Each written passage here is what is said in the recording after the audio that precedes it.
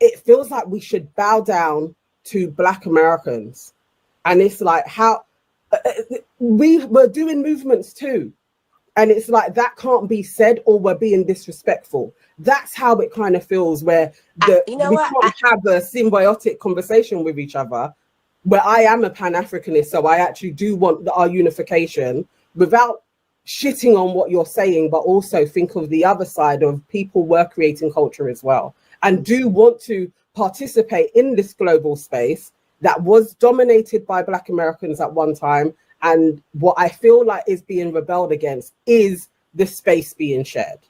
So there seems to be dissent in the kingdom of Black music.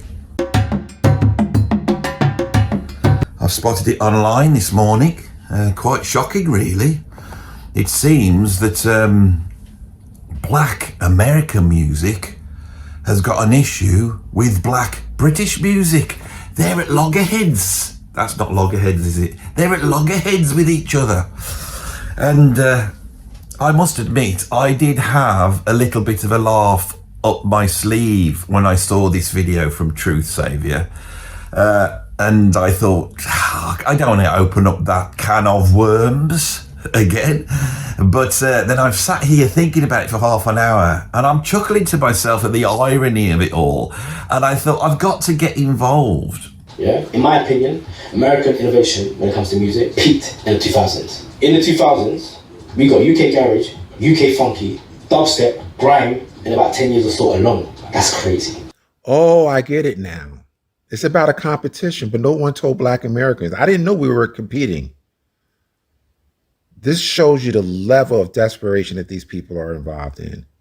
Black Americans never competed with anybody. We never set out to say we want to be better than Black Brits or Africans or any other group of Black people in the diaspora.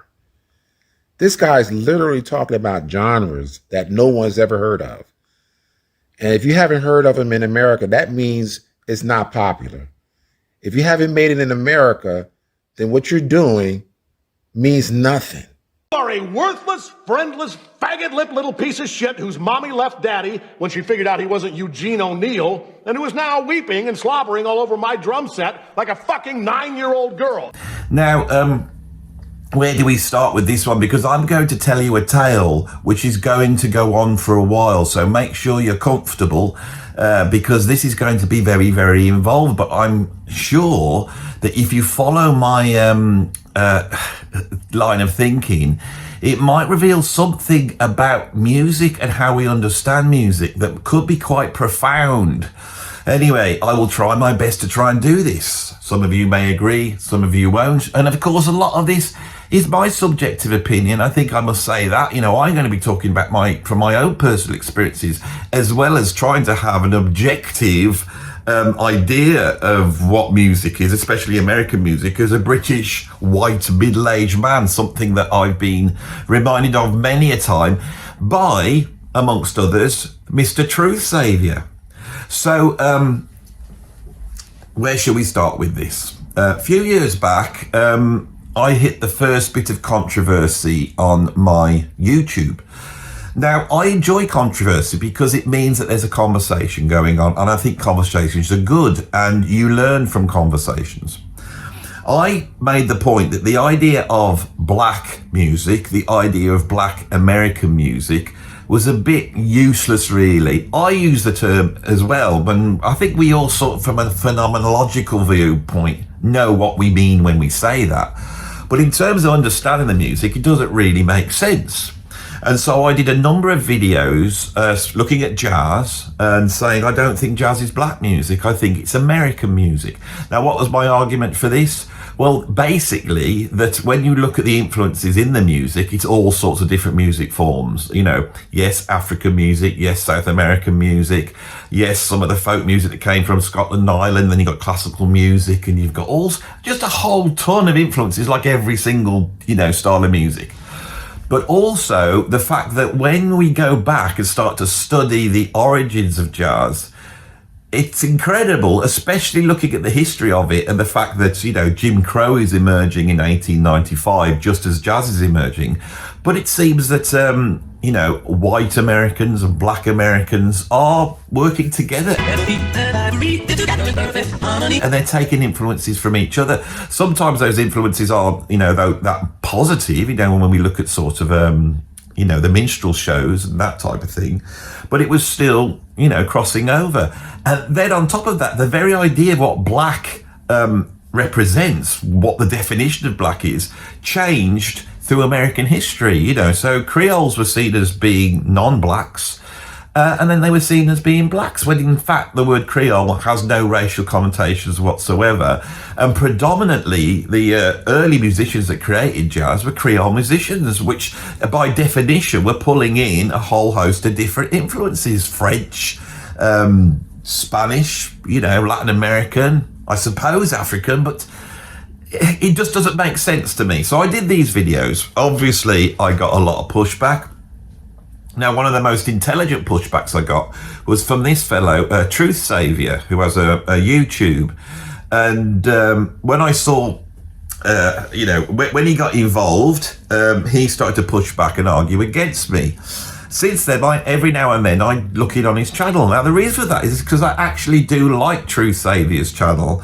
And I actually find his videos interesting. So go over and have a look. And I've got to be honest, you know, going back and having a look when I hadn't been there for a few months, he needs me to do a video about him. So he's probably jumping for joy now he's seen that I've done a video, because it means he's going to get some extra viewers over there. I'm going to get some interest. So Truth Saviour, you know, I hope you appreciate what I've done here. You know, no bad feelings. You know, I like your channel. I like your approach. You know, so. I come in a sort of friendly mode to Truth Saviour this time, because actually he's done a video that I completely agree with. I just been watching it. Well, I completely agreed with it until it got to the end.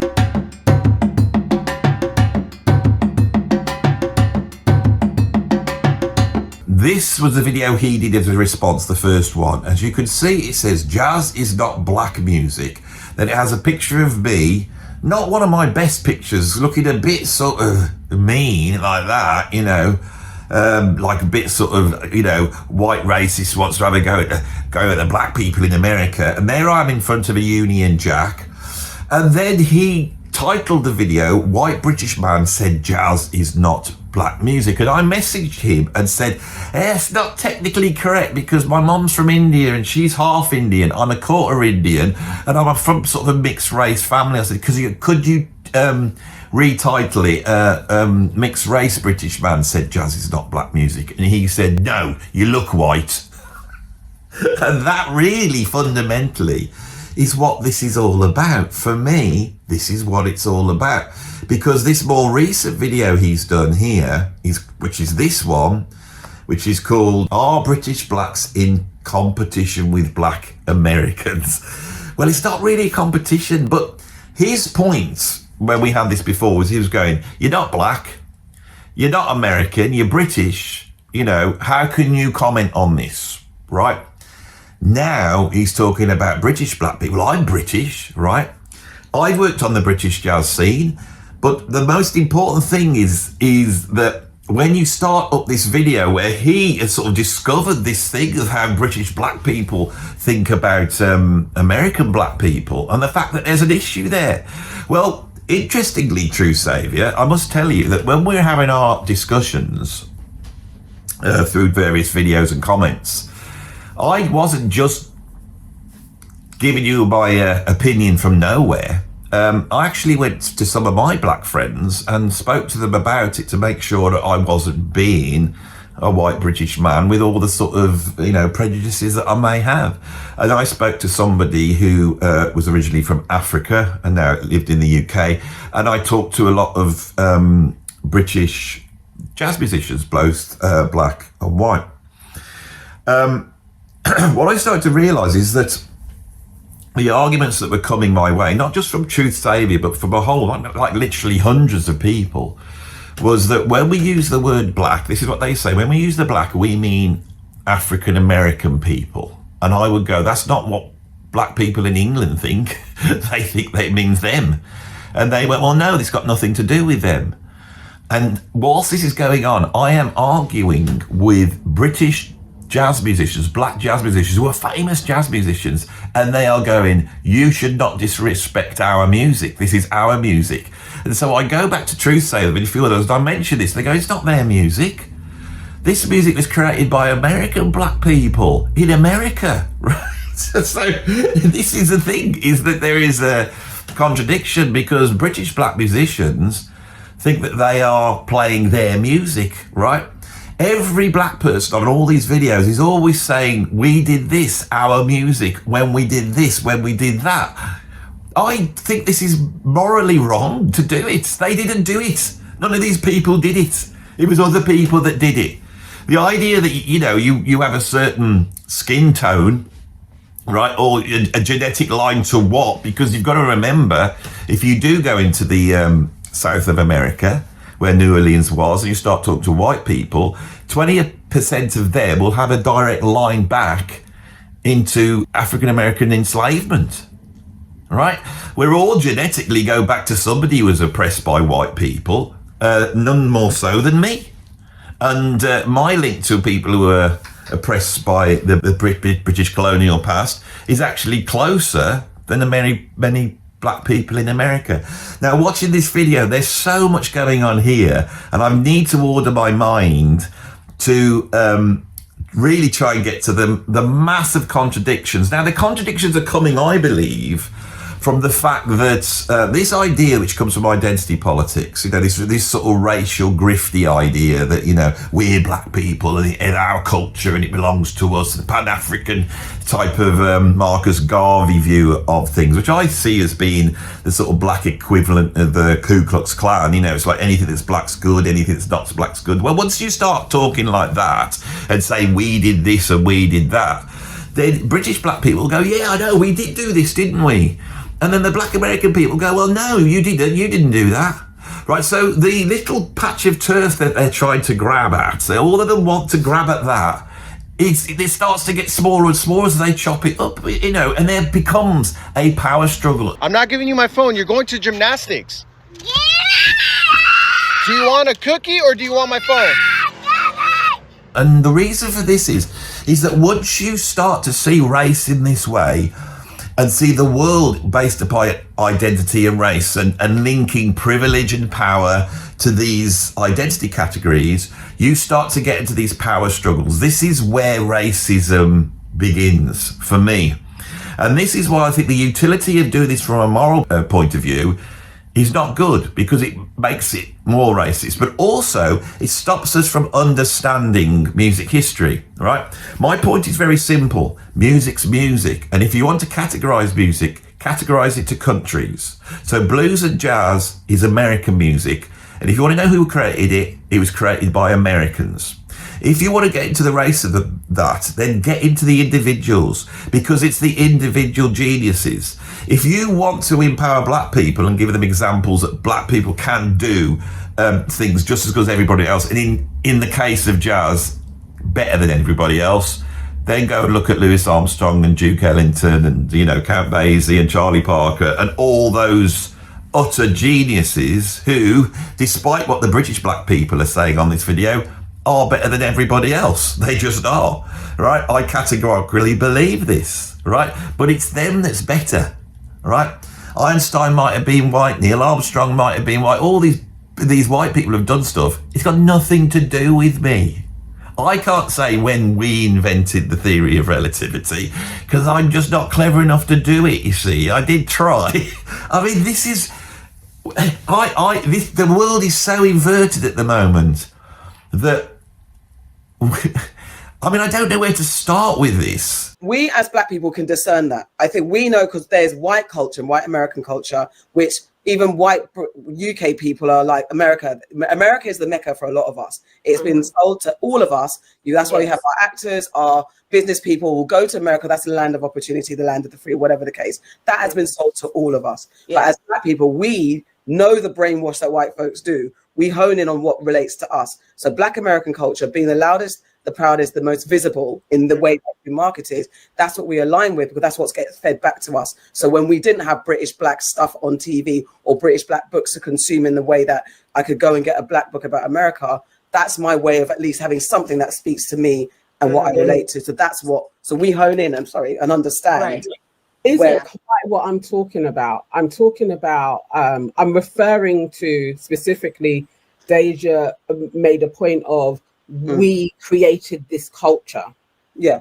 It within the video is what you say. We created this culture, but we are being excluded from it. Yes. And that's, to me, everything else you're saying, yes, it holds true. I can understand your viewpoint on it, but I am more countering that culture was also being created at the same time, very similarly around the diaspora, and we wasn't just co-opting Black American culture. That's the thing, specifically where you have the youth culture movement in the UK and Black influences from the Caribbean and African actually making what we now call Black British culture.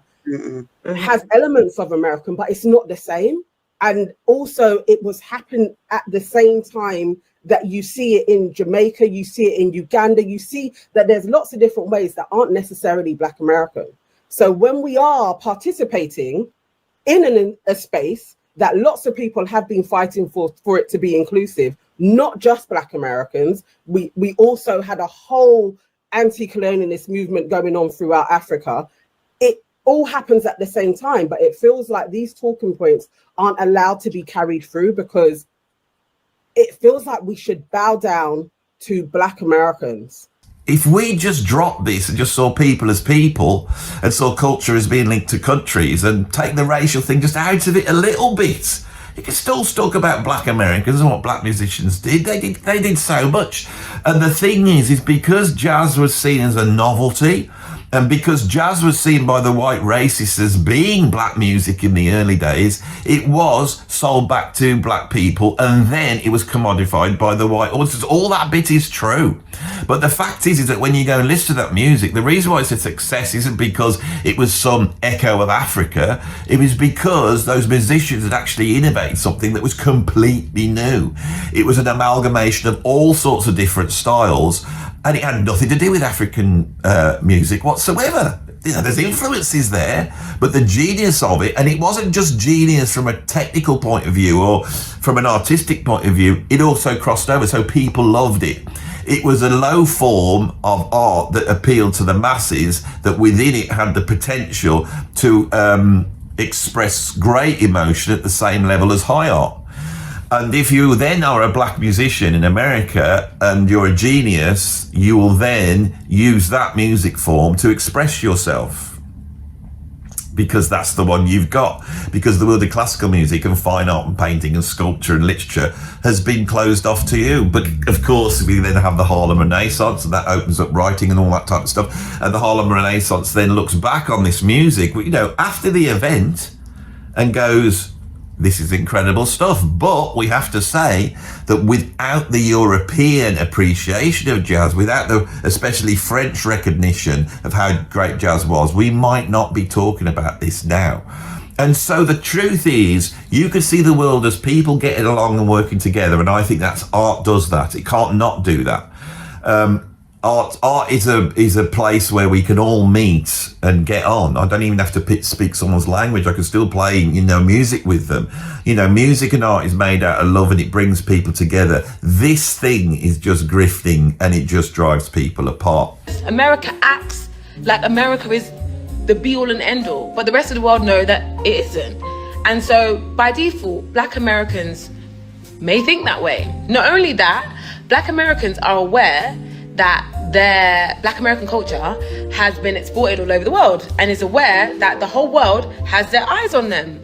And again, if you're in a country and you're aware that the whole world has their eyes on you, but you aren't aware of any of them, you're going to believe subconsciously or consciously that it's because you are the best or you are better.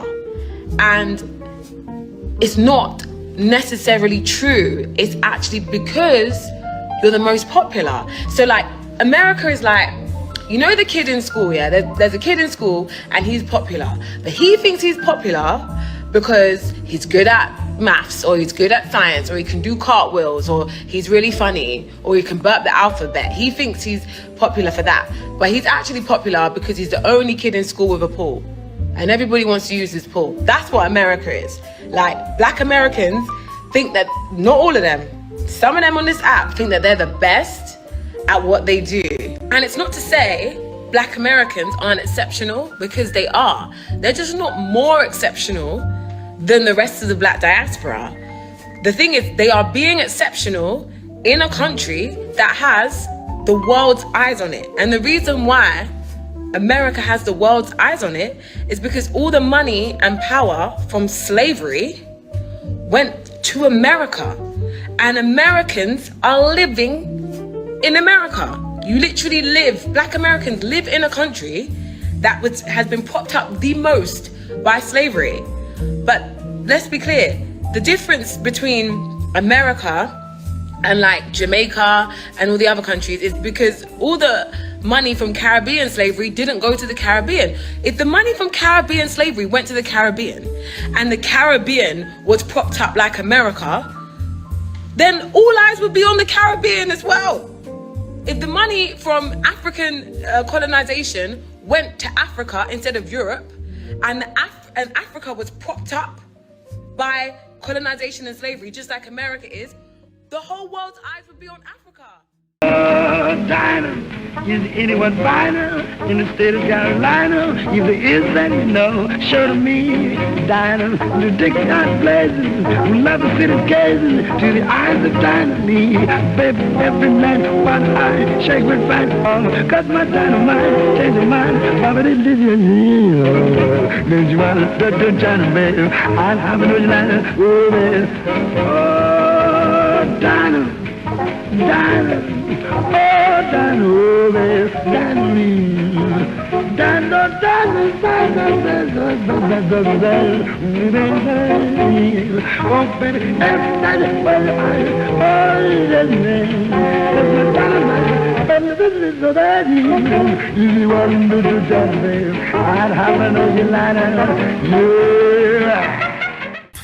line, Throughout this video, I'm going to be showing clips of the video so you get a flavour of it, but I'm going to now go through some of the stuff that's going on in this video. So it opens up with this British black guy, and he's obviously talking about the British, what we used to call urban music scene. So in the video, I'm going to explain why I think black British music has been the most innovative in the past 30 years, and I bet you'll agree with me by the end of it. American house music came to the UK in the late 80s. And that linked up with electronic music. It was like a punk type of music, so people could make records in their bedroom. And this started to create a whole host of urban music forms in the UK. So we then got jungle coming out of that, and then drum and bass, and then we got trip hop, and then we got big beat, and then we got US garage turned into UK garage, which turned into speed garage, which turned into two-step, which turned into dubstep, and then you had influences coming in from drill. You had the UK rap scene, which came out of groups like The Streets, you know, and Dizzy Rascal. Now, if you want to know why I know so much about this, is that unlike the last conversation I had with Truth Saviour, I was involved in this scene. I worked in the garage scene in the late 90s, early 2000s. I was playing with a rock musician called Robert Plant. I have to mention him on every video now, so I've mentioned him. And in the band that I had with him, which was called the Priory Brime, there's a keyboardist who has gone under a number of different names, but I shall call him Timmy Vegas. And Tim is a good mate of mine, and we're still mates, and we still do stuff together. When that band stopped, Tim, who was a jazz musician but also really into dance music, we got involved in the two-step speed garage thing, and we started putting out sort of underground speed garage records at that time. Now, we were very aware that dance music is house music, and that's an American form, and it's huge, right? And that Americans have no idea about speed garage or two-step or any of these things, dubstep, all this stuff that this guy is talking about. Truth Saviour's there going, I've never even heard of all this, right? This is what it's like to be British and working on any music form that originates in America. We're this is true of the jazz scene, and it's true of the dance scene, and it's true of the hip hop scene. Now there's exceptions to this, and I will explain it as we go. But the Americans don't know about this, and they don't care about this at all. So this first guy comes on, and he's like talking, and he's saying, we've created all these styles, America hasn't created all these styles. He's like, yeah, but these styles are only listened to in the UK. This is something that comes up over and over again, and Truth Saviour's right to see this. And he's thinking, who made this a competition? And Truth Saviour's right, who has? Why? And I tell you why. It's because these British black people are trying to clutch at a black identity, right? And they are trying to reject the idea that the Windrush generation of black people who came in the 1940s and had all sorts of racism, but eventually integrated into the country in an incredible way and influenced it on a great, in a great deal of ways, and influenced me incredibly, brought their music with them amongst a whole bunch of other things. And so, right from the 1950s, the most innovative jazz in the United Kingdom, I would say, was the jazz created by people like Joe Harriott and Dudu Pakwana. Joe Harriott invented free jazz around about the same time as Ornette Coleman here in the UK, and he invented sort of Indo jazz with John Mayer, wasn't it? John Mayer in the early 1960s. Those are two huge innovations. As a player, he wasn't American derived. He had his own way of going. Joe Harriott was an absolute genius. Now, this guy is saying, he said, black British music starts in the 1990s. It's totally untrue. And then we have, through Island Records, the importation of reggae. Bob Marley comes to the UK, signed in the UK. Just up the road from me up in Birmingham, we had Steel Pulse. And then that, after the punk movement, turned into the two-tone movement with bands like Selector and the Specials and Madness, and so there was that crossover there that was happening on the two-tone scene.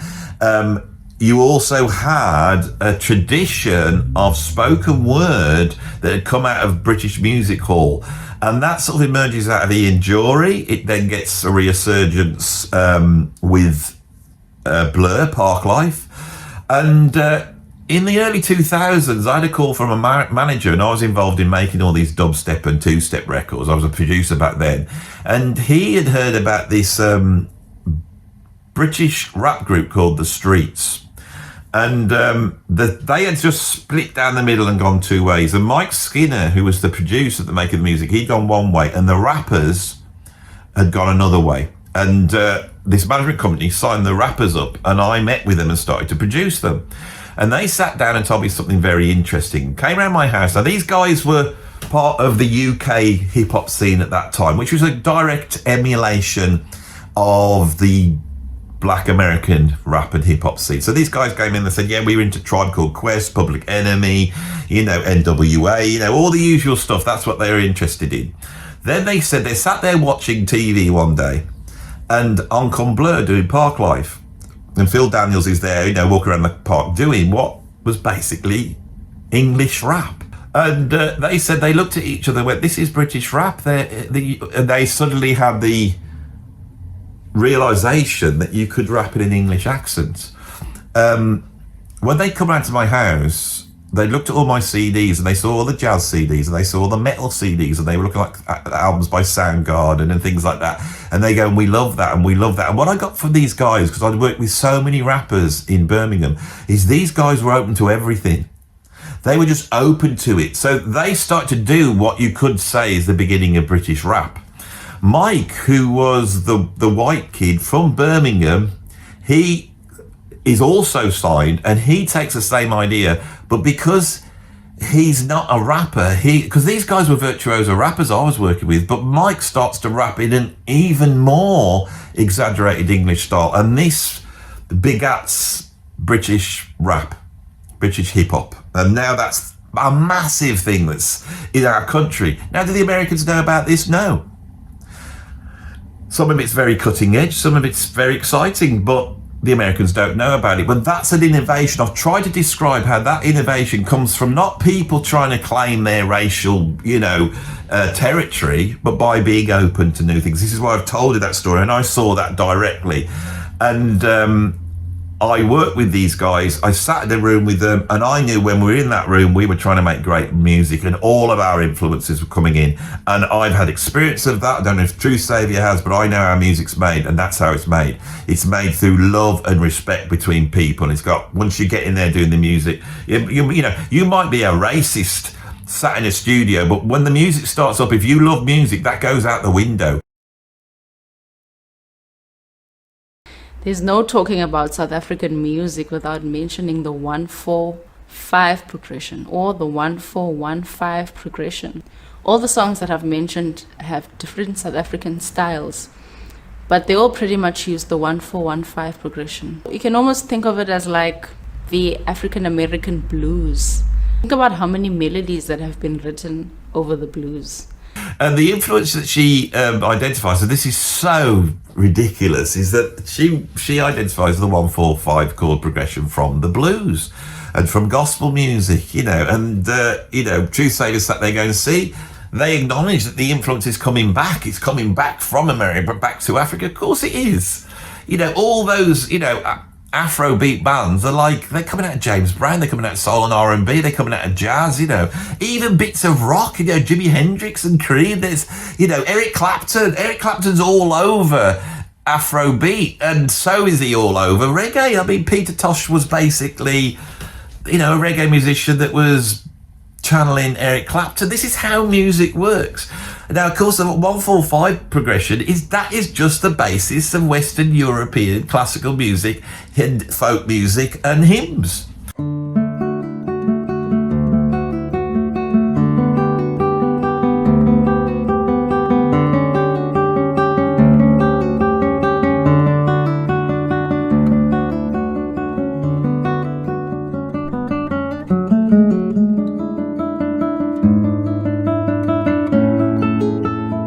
And it came to them through the hymns. That's how it came to American musicians. And then it comes back. What we're describing here makes sense. Once you realise that there aren't these barriers in music, you start to understand how it works. Then we get on here is a conversation going on between these, I think, two British, I don't know what they are, whether they're musicians or not. And this is where you start to see this talk about our music and this is that and we've done this and we've done that and blah, blah, blah. And I don't know what to say, really. Anyway, video carries on. And eventually we get a long discussion from this British woman who lives in America. And she's trying to explain back to the British black fraternity that the Americans don't know anything about what's going on in the UK. Now, once this is over, Truth Saviour now starts to tell a story about British music. American race music, a precursor to rock and roll, reached the UK through American servicemen and sailors bringing their records and through the live performances of American musicians touring Europe in the post-war era. These records featuring rhythm and blues, early rockabilly, were sought out by British youth, especially in the port cities like Liverpool and London, who then incorporated these sounds to create the foundation for the British invasion. This proves that this particular female doesn't understand the history, doesn't know the history of Black Americans. She's merely reacting purely on emotion, you know, because she views this whole thing as competition. Again, that's what this is all about. They want to be on the same level or they want to be beyond us. They're tired. Like I said before, they're tired of being second place, third place. They want to be first. And so this is where these attacks are coming from. But let me remind you, listen, if you believe in the Bible, you should understand this. God does not allocate talents and gifts equally, right? Some people are good at math. Some people are good at sports. You know, it varies.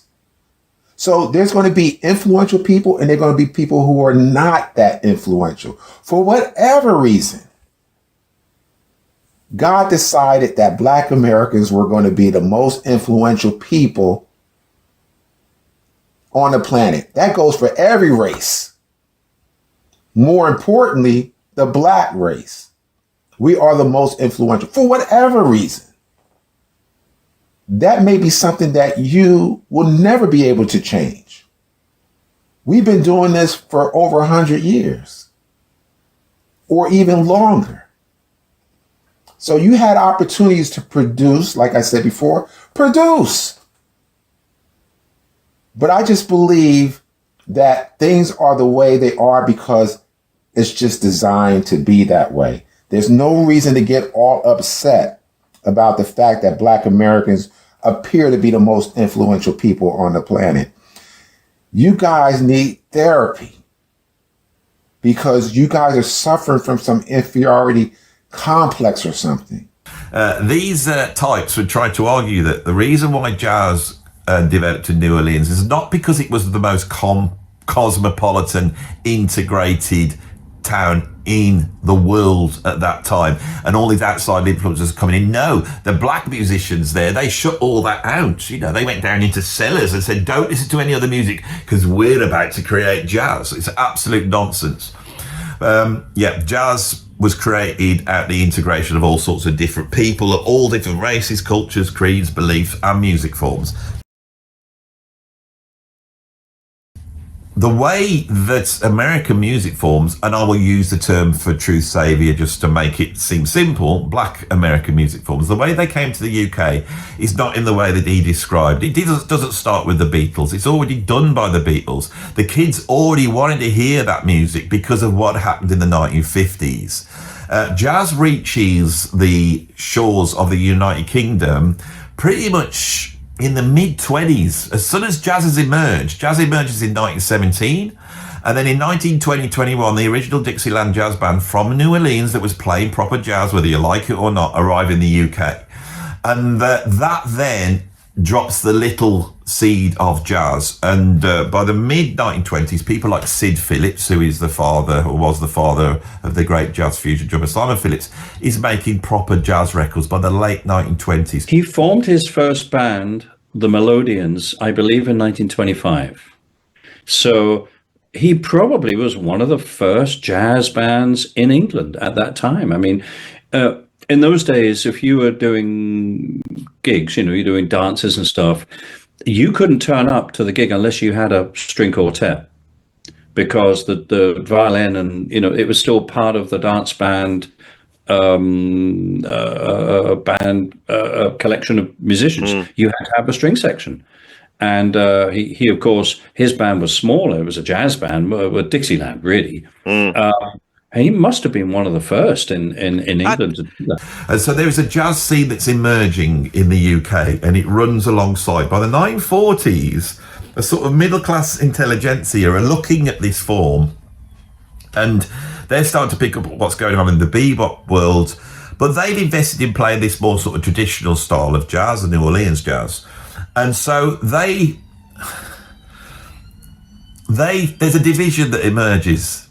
And you get the modernists and you get the trad guys. Now, my dad was a drummer in the mid to late 50s in the UK, and he was into both styles. But the work was amongst the trad groups, people like Chris Barber, Ken Collier, Humphrey Littleton. And they wanted to preserve the sound, so they got into it like a museum piece now. These trad bands are trying to emulate what was coming out of America. By the late 1940s, this trad boom had expanded, and with the sort of discovery of Lead Belly, these people start to get very interested in American folk music that had come through those sort of the discovery of that through Lead Belly. When Lonnie Donegan emerged in the mid-50s, people are very excited in the same way that American people were excited by the New Orleans bands of the 1920s. It's the same excitement, right? This is why this music's so special. It just reaches everybody. But the thing with this movement, which then gets called the skiffle movement, is that musicians can access this who aren't trained musicians and have no instruments. You can literally build your own instruments. And this goes back to the spasm bands that were there at the beginning and origination of jazz in the 1890s, which happened to be white itinerant poor kids on the streets of jazz. Now, if that doesn't tell you that there are lines running through this. Now, Lead Belly, right, the town that he lived in when he was a youngster, was visited by the spasm bands. He would have seen the spasm bands. He would have grown up in that environment.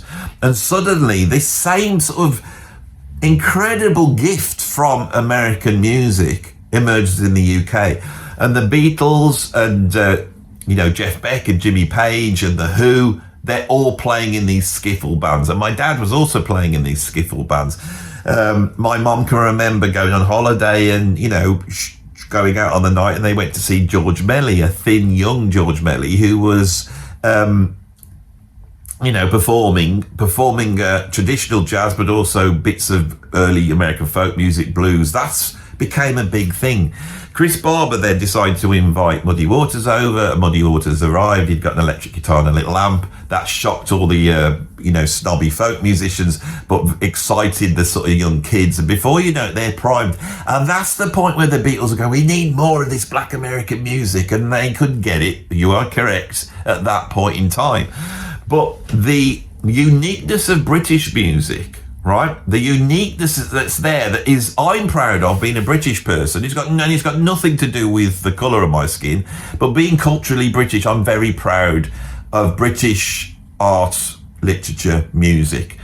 And there's some incredible things in there. And for some reason, when you put that together with black American music, sharing the same language, this music takes over the world. And this is why the bands of the 1960s dominate all music. Those bands, the rock bands, dominate music in the same way as black American musicians dominate the period before. The greatest artists in the world in history are American, with Elvis Presley or Ray Charles or Prince or Michael Jackson or Madonna. They're all the individual artists are American, but when you start saying bands, it's Led Zeppelin, Rolling Stones, the Beatles, the Who, the Sex Pistols, the Police. And you have to go a long way before you start mentioning bands like Nirvana and Metallica and AC/DC that aren't British bands. So Wes, we dominated at a time then, right? Now, the emergence of hip-hop, which is almost like a second invasion of the world. Hip-hop comes in and very quickly becomes one of the most popular music forms there is. It's dying away now. The music industry in America is looking to country music again and going back to its original folk forms, shot through sort of classic rock. But hip-hop and dance music, house music also influenced the UK. So there's a big story that I can talk about because I have been involved in it. It is sort of part of my culture. The truth is that when it comes to music in the 20th century, no one surpassed black musicians, black American musicians. Duke Ellington, Charlie Parker, John Coltrane, Miles Davis, Louis Armstrong, they're untouched. Ray Charles, Stevie Wonder, right? Even, I would say, Michael Jackson and Prince are untouched in what they can do. And then we have musicians like Aretha Franklin. We have musicians like Chaka Khan. We have musicians like Tina Turner. We have musicians like Whitney Houston, whose skill level is so incredible, but it interlinks with popular music like this. I would also put Lionel Richie in this, that throughout American popular music, the idea of skill and virtuosity and expression is always extremely high with musicians. When British white musicians started to play the blues, I think it was Muddy Waters that said, yeah, it's great, and it's great for the blues that these guys are doing it, but they will never have my voice. And that voice of Muddy Waters, which is his culture, but it's also him. It's his talent. People don't understand that music that has come out of black American culture often respects skill. A lot of people who don't understand hip-hop, they say, oh, anyone could do hip-hop. You can't. It's incredibly skilled. And within that is a structure of skills which are known. You have, freestyle rapping, you have scratch DJing, you have breakdancing, and you have graffiti art. And those are all art forms based upon skill. There's a lot to say here, right? But for a normal person, just a normal regular person, to stand up and say, we did this and we did this, is absolutely wrong. It's arrogant, it's egocentric, and it is territorial.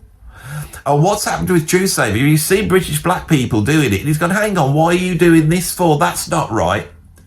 not realizing the massive contradiction in this video, that when American jazz musicians like Bix Beiderbecke, or European jazz musicians like Stefan Grappelli or Django Reinhardt or Dave Brubeck or any of these musicians, this idea that they are somehow lesser because of the colour of their skin, or their innovations in the music form, although they might have changed the music form forever, those are lesser. The whole thing is race grifting. It's trying to make out that it's the race that's better. And black people, it seems, have got so used to thinking in that, or at least some of them have, that when they're faced with another black person going, no, your British black music is not as good as ours, or they can't take it, right? They can't take it. And yes, they've been dishing this out for decades now.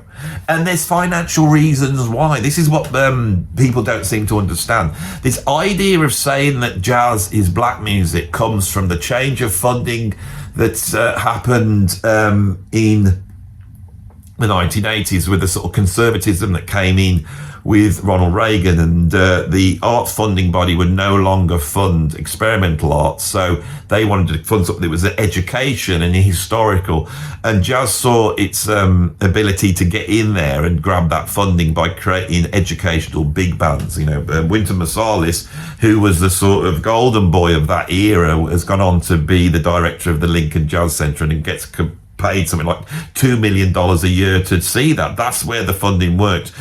Without this idea of the great equivalent of classical music that America's produced, this, you know, black American classical music, that's where the funding comes from. And that's why it's so important to say this. If the funding was coming from somewhere else, if we were celebrating integration and diversity in the true meaning of the word, in the fact that, you know, the creation of jazz, creation of rhythm and blues, all these music forms was diverse, all sorts of different people, all sorts of different backgrounds and beliefs, and all sorts of different skin tones, right? This, I know I'm opening up a can of worms here. I know I'm doing this.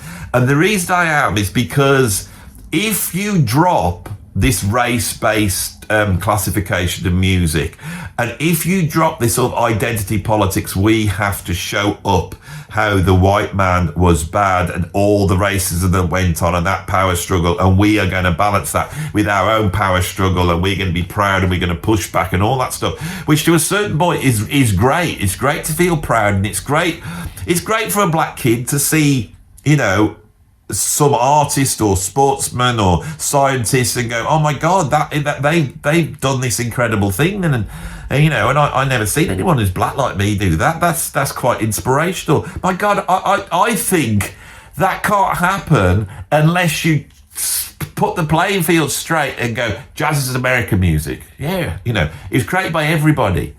It's not some sort of innate talent African, you know, they don't really understand what they're doing, but they've got this feel going on. Because all those tropes come in. No, Sonny Rollins, you know, Charlie Parker, Louis Armstrong, these are highly trained musicians. They could read music. They understood classical music. Jazz emerges in part because of Creole European clarinet teachers that were able to train a generation of clarinetists, most notably Sidney Bechet, in a way that they could access classical technique and improvise on harmonic forms at a high level. And none of that had anything to do with African music. There's blue notes in there as well, and that bit does, you know. But there again, the whole thing, once you stop having to justify which bit of this is black and which bit of this is white, and you can just start to look at it as music that is geographically and historically based, and just get rid of race. So we're not thinking in terms of race. We stop thinking in terms of race. We look at it in the music, and then this feeling of excellence will happen anyway. You don't have to ram that down people's throats, right? You don't need to. When I was a kid, my dad played me all sorts of jazz. Now, the one musician that I could not believe as a kid, because I was fascinated by music, but the first and for me ultimate virtuoso of all time ever in the history of the world was Oscar Peterson. My dad had a ton of Oscar Peterson albums, and he would appear on the TV. I would look at this man who was so dignified, so articulate, and so incredible, with his beautiful hands working at speed up and down the piano. And this was my personification of the virtuoso, of the artist, of the creator. It was Oscar Peterson. Oscar Peterson was so important to me.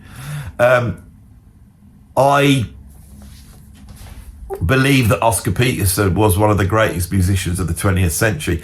My friend, I had a guy called Kevin Nolan, and he's the guitarist in his brother's band, Robin Nolan.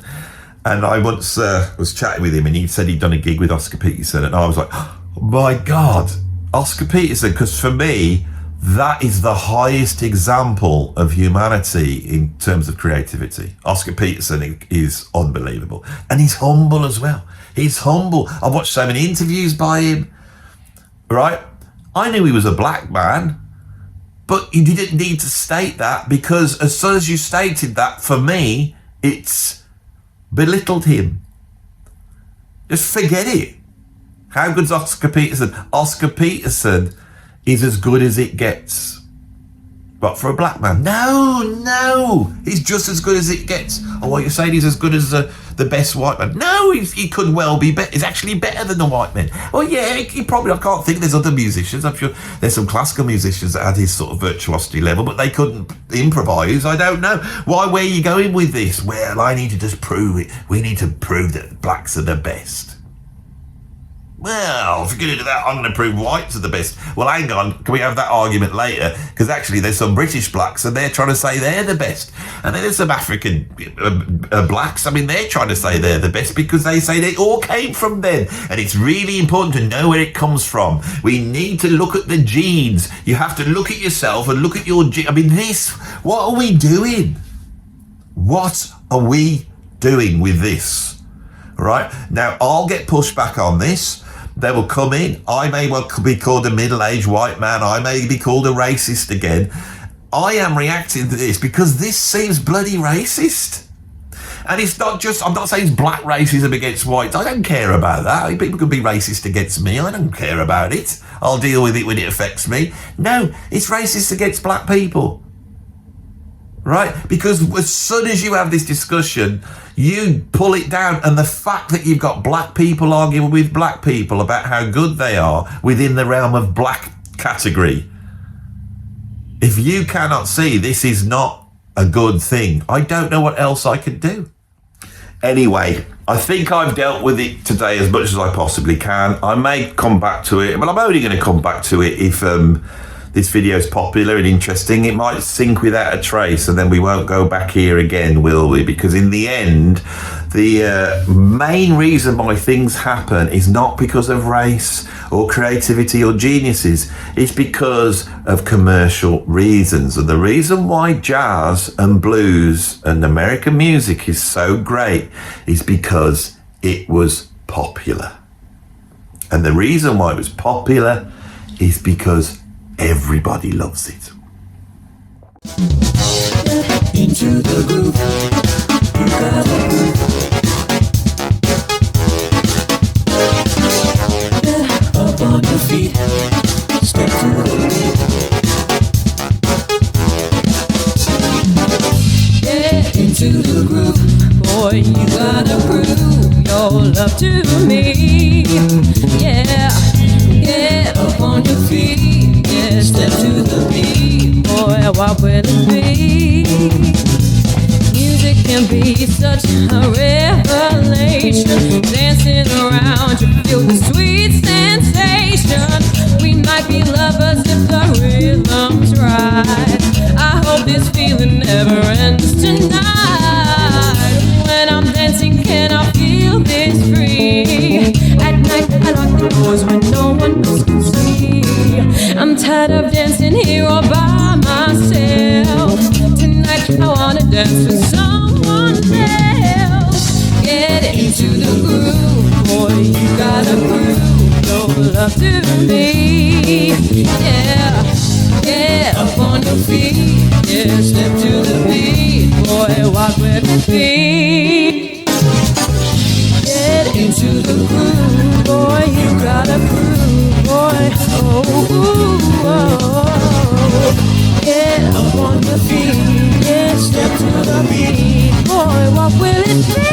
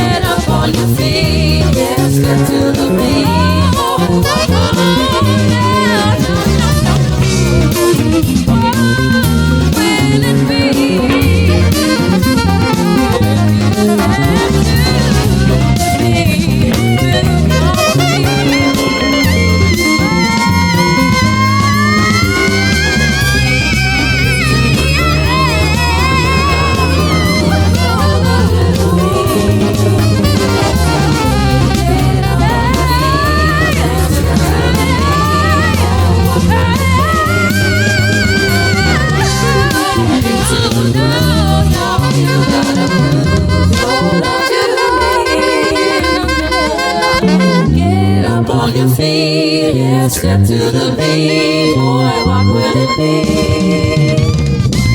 I can't hear myself. I can't hear myself.